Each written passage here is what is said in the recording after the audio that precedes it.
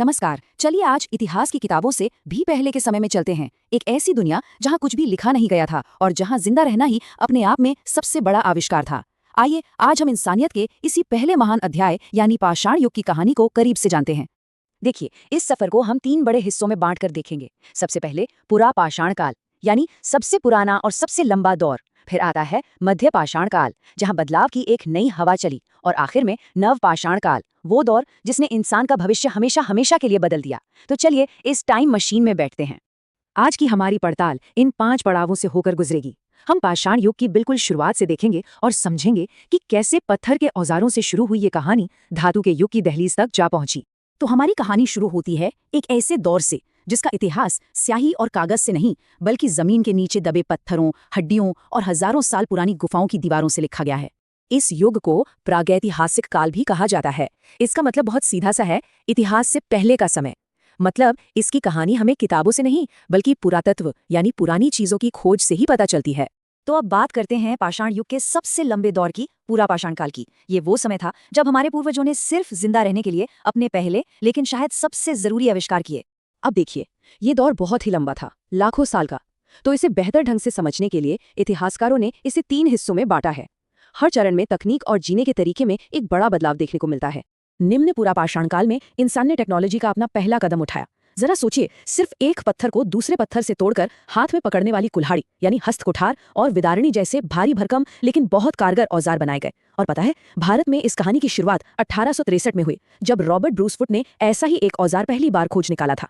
लेकिन इस दौर का सबसे बड़ा, सबसे क्रांतिकारी आविष्कार था आग पर काबू पाना। आग ने सिर्फ खाना पकाने में ही मदद नहीं की बल्कि जंगली जानवरों से सुरक्षा भी दी और ठंडी रातों में गर्मी भी। सही मायनों में इसी एक खोज ने इंसान को फूड चेन में सबसे ऊपर पहुंचा दिया। अब आता है मध्य पुरा पाषाण काल और यहाँ टेक्नोलॉजी एक नया मोड़ लेती है।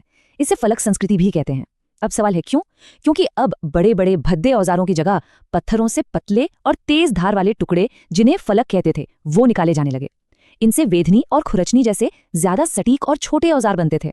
और फिर आया उच्च पुरा पाषाण काल, और इसी दौर में हमारी कहानी का मुख्य किरदार मंच पर आता है, यानी आधुनिक मानव, होमो सेपियंस, हम सबके सीधे पूर्वज। इनके आते ही औजार बनाने की तकनीक और भी ज्यादा बेहतर और कुशल हो गई। होमो सेपियंस के साथ सिर्फ बेहतर तकनीक ही नहीं आई बल्कि कला का भी जन्म हुआ। और इसका सबसे पुराना और सबसे शानदार सबूत हमें भीमबेटका की गुफाओं में मिलता है, जहां हजारों साल पहले हमारे पूर्वजों ने अपनी दुनिया को चट्टानों पर हमेशा के लिए जिंदा कर दिया। पुरा पाषाण के लंबे दौर के बाद आता है मध्य पाषाण काल। ये एक बदलाव का दौर था, एक पुल की तरह। इस समय में इंसान ने प्रकृति के साथ अपने रिश्ते को बदलना शुरू कर दिया था। इस युग की सबसे बड़ी पहचान है माइक्रोलिथ्स यानी बहुत ही छोटे पत्थर के औजार। ये इतने छोटे होते थे, कभी कभी तो बस 1 सेंटीमीटर के। इन्हें लकड़ी या हड्डी में लगाकर तीर और भाले जैसे खतरनाक हथियार बनाए जाते थे।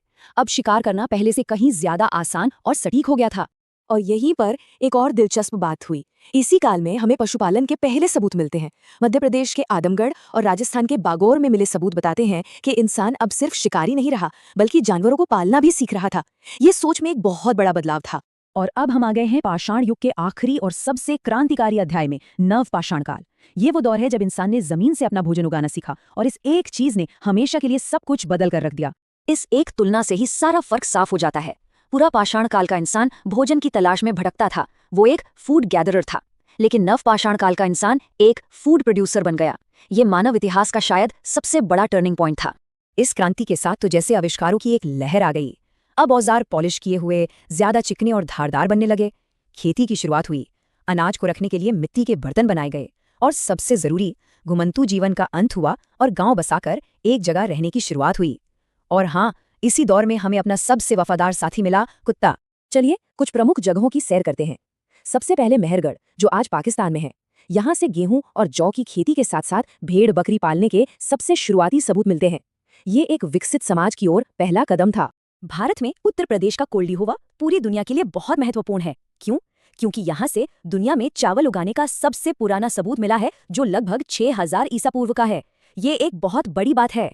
कश्मीर में बुरझोम की कहानी तो और भी अनोखी है।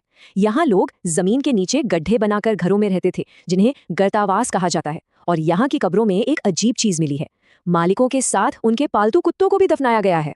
पाषाण युग का अंत कोई एक दिन में नहीं हुआ। इसने धीरे धीरे एक नए युग के लिए रास्ता बनाया। एक ऐसा युग जब इंसान ने एक ऐसी नई चीज खोजी जो पत्थर से भी ज्यादा काम की थी। इस बदलाव के दौर को ताम्र पाषाण काल कहते हैं। ताम्र यानी तांबा और पाषाण यानी पत्थर। ये वो समय था जब इंसान ने अपनी पहली धातु तांबे का इस्तेमाल शुरू किया, लेकिन साथ ही साथ पत्थर के औजारों का इस्तेमाल भी चलता रहा। आग की खोज से लेकर खेती तक पाषाण युग ने वो नींव रखी जिस पर आज हमारी पूरी दुनिया खड़ी है। ये सिर्फ पत्थर के औजार नहीं है, ये हमारे पूर्वजों के संघर्ष, उनकी सोच और उनके जबरदस्त आविष्कारों की कहानी है। उनकी एक छोटी सी खोज ने उनकी दुनिया बदल दी थी।